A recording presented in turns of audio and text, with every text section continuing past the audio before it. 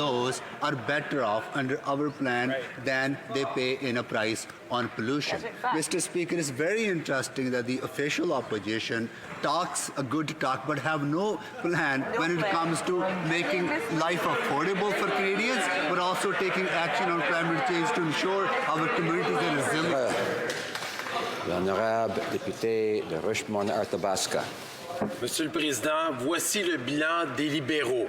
4 budgets, 4 années de gestion irresponsable de l'argent des contribuables et 4 années de déficit. Qui paye pour cela? Nos enfants et nos petits-enfants et les travailleurs canadiens qui gagnent durement leur argent, qui payent plus aujourd'hui qu'il y a 4 ans. Monsieur le Président, est-ce que les libéraux vont finir par comprendre qu'on ne crée pas de la richesse en taxant plus les gens et en créant des déficits? L'honorable ministre de la Justice. Président, après 10 années de faible croissance, l'économie canadienne a rebondi et nous avons maintenant l'une des économies les plus fortes en termes de croissance dans le G7.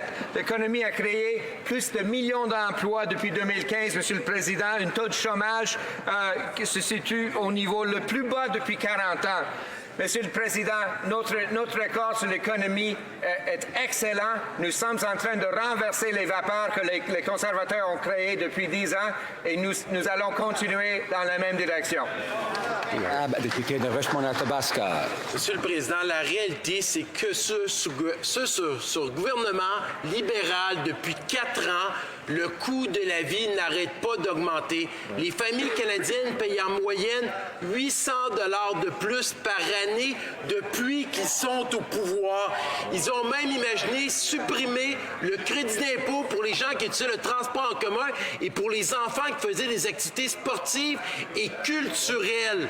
Est-ce que ce gouvernement va juste arrêter de continuer à prendre encore plus d'argent dans les poches des contribuables? L'honorable ministre de la Justice. Monsieur le Président, les présomptions de base de mon collègue sont complètement fausses. Une famille de 4 personnes, en moyenne, classe moyenne, bénéficie en moyenne de 2 000 $ de plus chaque année grâce à l'allocation canadienne pour les familles. Monsieur le Président, le ratio de dette PIB est nettement en baisse. Nous sommes en contrôle de nos finances, Monsieur le Président, comme l'ancien gouvernement n'était pas capable de faire dans 10 ans. Honorable member for Burnaby South.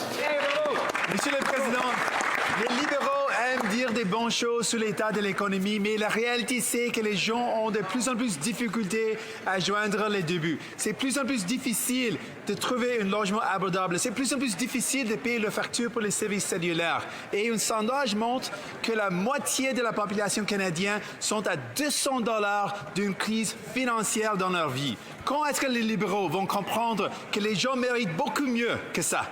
Bravo. L'honorable ministre du Développement social.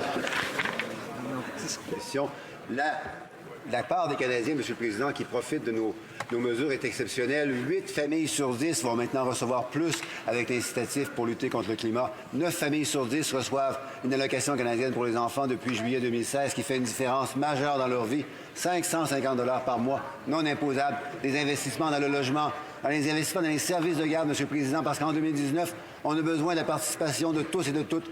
Non seulement c'est bon pour l'économie, mais c'est bon, évidemment, Monsieur le Président, pour la réduction de la pauvreté. Une réduction de plus que 20 % en l'espace de 2 ans seulement. Merci. De Burnaby Sud. Mr. Speaker, Canadians rely on having good access to cellular services when they go to work, when they go to school, when